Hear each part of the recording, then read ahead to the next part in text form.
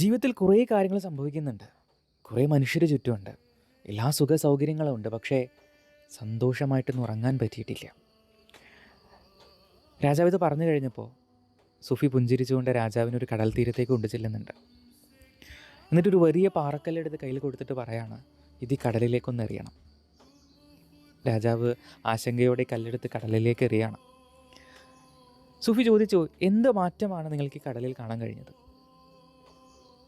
രാജാവിന് പ്രത്യേകിച്ച് ഒരു മാറ്റവും കാണാൻ കഴിഞ്ഞില്ല. കാരണം തിരമാലകൾ ഇങ്ങനെ ആർത്തലച്ച് വന്നുകൊണ്ടിരിക്കുകയാണ്. സുഫി ചോദിച്ചു, ഇതേ കല്ല് നിങ്ങളൊരു തടാകത്തിലേക്കാണ് ഇടുന്നതെങ്കിലോ? ലൈഫിൽ കുറേ ചിന്തകളിൽ, കുറേ കാര്യങ്ങളിൽ മനസ്സിങ്ങനെ പ്രക്ഷുബ്ധമായി കൊണ്ടിരിക്കുമ്പോൾ, ഒരു കടലിനെ പോലെ ഒരിക്കലും അത് ശാന്തമാകാതെ കിടക്കുമ്പോൾ, പ്രത്യേകിച്ച് എന്തൊക്കെ ലൈഫിൽ സംഭവിച്ചാലും അതിൻ്റെ ഒരു ഹാപ്പിനെസ്സും നമുക്ക് ഫീൽ ചെയ്യാൻ പറ്റില്ലെന്നേ. എന്നാൽ ശാന്തമായി കിടക്കുന്ന ഒരു തടാകത്തിലേക്ക് ഒരു കുഞ്ഞ് കല്ലെടുത്തെറിയുമ്പോഴോ we can experience the ripples flows.